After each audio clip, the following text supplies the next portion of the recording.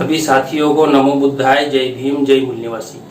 साथियों, आपने social media पे ये खबर तो देखी होगी कि कल यानी 29 सितंबर 2023 को दिल्ली में कॉन्स्टिट्यूशनल क्लब ऑफ इंडिया में वामन मेश्राम जी और जो संगठन है अन्य उन लोगों की मीटिंग हुई और 51 पार्टियों को साथ में लेकर तीसरे मोर्चे की घोषणा की गई। ये आपको खबर तो पता चली होगी। अब इसके क्या मायने हैं, तीसरे मोर्चे का जो गठन किया इसका क्या मीनिंग है, तो इसके लिए मैं एक एग्जांपल देना चाहूंगा जिससे बात क्लियर होनी चाहिए कि आखिर ऐसा क्यों किया जा रहा है जब ऑलरेडी इंडिया एक अलग मोर्चा बना लिया। तो इसके लिए मैं एग्जांपल ये देना चाहूंगा कि मान लीजिए कोई व्यक्ति हो, तो वो व्यक्ति ये सोचता है कि एक ए नाम की कंपनी है, एक बी नाम की कंपनी है। तो वो सोचता है कि ए नाम की कंपनी जो है वहां पर सैलरी कम मिलती है और शोषण होता है, तो वो बी नाम की कंपनी को खोजता है और उस बी नाम की कंपनी में फिर जॉब ढूंढने का प्रयास करता है। तो ये जो सोच होती है ये नौकर बनने की सोच है, ये मालिक बनने की सोच नहीं है, नौकर बनने की सोच है। दोनों कंपनियां बड़ी बड़ी है, एक तरफ शोषण होता है या शोषण होता है, सैलरी कम मिलती है तो उससे वो दुखी होता है, तो वो ए नाम की कंपनी को छोड़ के फिर बी नाम की कंपनी को ढूंढता है कि जहां पर सैलरी भी ठीक ठाक मिले और शोषण कम हो। शोषण तो होगा लेकिन कम हो। तो ये सोचकर अगर वो बी नाम की कंपनी को ढूंढता है तो ये जो सोच होती है ये नौकर बनने की सोच है। यहीं पर दूसरा एक व्यक्ति है जो ये सोचता है कि ए नाम की कंपनी भी नहीं चाहिए, बी नाम की कंपनी भी नहीं चाहिए, मैं अपनी कंपनी खुद स्टेब्लिश करूंगा। तो ये जो सोच होती है वो मालिक बनने की सोच होती है। अब जो बनी बनाई कंपनियां हैं उन कंपनियों में नौकरी करना तो आसान है क्योंकि वहां पर उनकी पूंजी लगी है, उनका पूरा मैन्युफैक्चरिंग हो रहा है, उनका सारा सेटलमेंट बना हुआ है। लेकिन अगर अलग कंपनी आपको खोलना है तो फिर तो आपको पूंजी भी लगेगी, आपको जमीन लगेगी, इंफ्रास्ट्रक्चर लगेगा, आपको एम्प्लॉय लगेंगे और वो रिस्क आपको उठाना पड़ेगा। तो ये सारा तामझाम लगेगा तब आप अपनी कंपनी खोल सकते हो। तो माना कि वो कंपनी इन सब तामझाम से आप खोलोगे तो माना कि वो कंपनी छोटी हो लेकिन आप उसके मालिक कहलाओगे। तो ये मालिक बनने की सोच है। तो उसी तरह बीजेपी अलायंस है। तो बीजेपी ने कई पार्टियों को लेकर अलायंस बनाया। तो हमारे लोग ये सोचते हैं कि बीजेपी को हराना है तो फिर क्या करना होगा, तो अपना तीसरा मोर्चा बनाने के बजाय वो कांग्रेस के साथ में जाके फिर इंडिया बना रहे हैं। तो कांग्रेस भी तो मनुवादियों की पार्टी है, बीजेपी भी मनुवादियों की पार्टी है, दोनों जगह शोषण होना है। तो जब शोषण होना है तो वो ये सोचते हैं कि बीजेपी ज्यादा शोषण कर रही है तो वो दूसरे मनुवादी पार्टी के पास चले जाएंगे, वहां कम शोषण होगा, ऐसा सोचते हैं। लेकिन वो मालिक बनने की सोच नहीं है। आप तो रहोगे तो फिर नौकर के नौकर ही। तो शासनकर्ता जमात कैसे बनाओगे?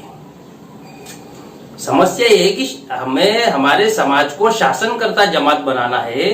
तो शासनकर्ता जमात बनाने के लिए पहले समाज को तो मालिक बनाना पड़ेगा और समाज को मालिक बनाने के लिए हमें अपना स्टैंड लेना पड़ेगा, अपनी पार्टी खड़ी करनी पड़ेगी, अपना मामला पूरा सेटअप खड़ा करना पड़ेगा। हमारी विचारधारा रहेगी, हमारे सिद्धांत रहेंगे, हमारा अनुशासन रहेगा, उस हिसाब से काम करना पड़ेगा। यदि आप उस दूसरी कंपनी में या उन्हीं मनुवादी पार्टी में अगर शामिल होते तो काम तो आपको उनके हिसाब से ही करना पड़ेगा। आप केवल वहां रिक्वेस्ट कर सकते हैं कि आप इस तरीके से करो क्योंकि हम सारे बहुजन समाज के लोगों ने आपको सपोर्ट किया। तो ये तो कोई बात नहीं हुई। इसलिए मेश्राम जी ने तीसरा मोर्चा खड़ा किया है। इस शासक बनने की मानसिकता जिसके अंदर है, जो समाज को शासक बनाना चाहता है, वही इस तरीके का कदम उठाता है। भला ही छोटा हो, बहुत लोग हो सकता है, देखिए सब अपनी अपनी बड़ाई करते, लेकिन मैं बता दूं कि हो सकता है बहुत सारे लोग, हो सकता है क्या डेफिनेटली बहुत सारे लोग ऐसा बोलेंगे, अरे मेश्राम जी ने तो क्या कौन सी पार्टी को पकड़ा होगा, 51 पार्टियां बोल रहे छोटी छोटी होगी, ऐसा बोलेंगे बहुत लोग। तो उनके बोलने से हमको कौन सा फर्क पड़ने वाला है? हमको पता है ना कि छोटी छोटी पार्टियों को मिला के ही होगा, लेकिन कल जब इतिहास लिखा जाएगा तो तब मनुवादी पार्टियों के साथ में नहीं गए, ये इतिहास लिखा जाएगा। शासनकर्ता जमात बनने के लिए कदम बढ़ाया गया, प्रयास किया गया, ये इतिहास लिखा जाएगा। इसके लिए तीसरे मोर्चे का गठन किया है। माना कि छोटी छोटी पार्टियां हो, लेकिन भारत मुक्ति मोर्चा, उसकी ऑफशूट विंग, ये तो राष्ट्रीय स्तर का संगठन है। ऐसे पॉलिटिकल आप कह सकते कि वो छोटी छोटी पार्टियां हो, लेकिन जो बहुजन मुक्ति पार्टी है वो तो राष्ट्रीय स्तर की पार्टी है, पूरे भारत में उसके कार्यकर्ता है ब्रांचेस है। तो शासनकर्ता जमात बनना ये हमारा ध्येय है, ये हमारा लक्ष्य है, और इस लक्ष्य को प्राप्त करने के लिए मनुवादियों की पार्टियों से अलायंस या उनके साथ में जाने की गरज तो हमको है नहीं। हमें तो अपना शासनकर्ता जमात बनाना है। उसके लिए अपनी पार्टी, अपने सिद्धांत, अपनी विचारधारा का होना जरूरी है। जिन लोगों ने इंडिया गठबंधन के साथ में गए भी, और राहुल गांधी जी बीच में ओबीसी की जनगणना की बात कर रहे हो, वो ओबीसी के नेता लोग जो इंडिया गठबंधन में गए उसके कारण कर रहे हैं, लेकिन सरकार आने के बाद सही में वो करेंगे इसका तो भरोसा नहीं किया जा सकता। क्योंकि कांग्रेस का जो इतिहास रहा है, जिन्होंने बाबा साहब आम्बेडकर जैसे व्यक्ति को धोखा दिया या उनके साथ में छल कपट किया, तो उस मनुवादी पार्टी पे भरोसा कैसे किया जा सकता है। हाँ, अलायंस बनाना कोई बुरी बात नहीं, अलायंस बनाना चाहिए, लेकिन अपनी शर्तों पे बनाना चाहिए, अपने दमखम पे बनाना चाहिए। ये नहीं कि हम उनके पीछे जाए। अरे हमारा तीसरा मोर्चा है, आप हमारे पीछे आओ, ये भी तो हो सकता है ना।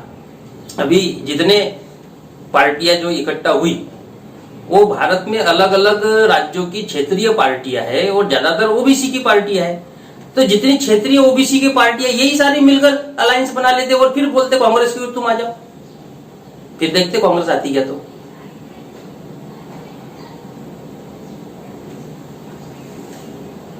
तो तब फिर कांग्रेस आने के पहले कई बार सोचती, क्योंकि आप ओबीसी की क्षेत्रीय पार्टियों ने मिलकर राष्ट्रीय स्तर का तीसरा मोर्चा बनाया, तो फिर कांग्रेस को भी सोचना पड़ता ना, क्योंकि वो अगर आती तो फिर आपके सिद्धांत के अनुसार उसे काम करना पड़ता। लेकिन आप अगर उनके पीछे गए तो उनके हिसाब से आपको काम करना पड़ेगा।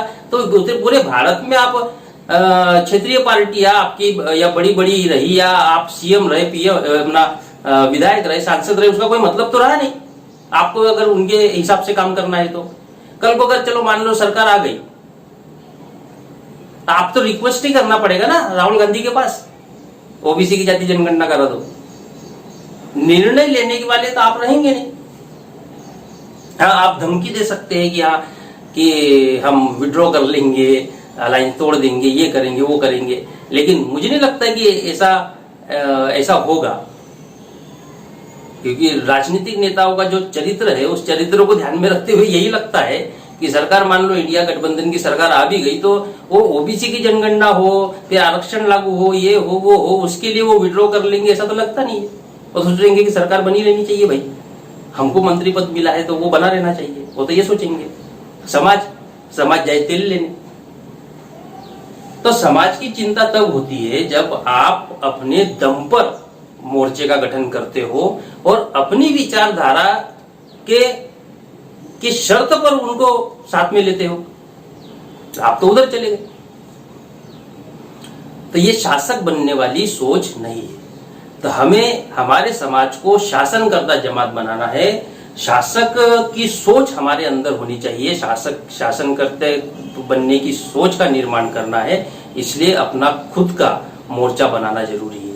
माना कि वो छोटा रहे, माना कि कमजोर रहे, एक्सेप्ट करते उस बात को, कोई बात नहीं, चलेगा। हमारा झोपड़ा सही, लेकिन उस झोपड़े के हम मालिक रहेंगे। तुम्हारे महलों में नौकर बन के रहना पसंद है। तो उम्मीद करता हूं साथियों कि आप लोगों को बात समझ में आई होगी। इसके ऊपर आप विचार करेंगे। जिन लोगों तक ये वीडियो पहुंचेगा वो लोग इस बात पर विचार करेंगे कि वावन मेश्राम जी को साथ क्यों देना चाहिए। एक शासनकर्ता जमात में रूपांतरित करने के लिए एक व्यक्ति प्रयास कर रहा है, उनको साथ देना चाहिए, या एक वो लोग जो दूसरों के यहाँ जाकर केवल अपना मतलब सत्ता लाना चाहते हैं, उनको साथ देना चाहिए। अब ये निर्णय मैं आप लोगों के ऊपर छोड़ता हूँ। सभी साथियों को नमो बुद्धाय, जय भीम, जय मूल निवासी।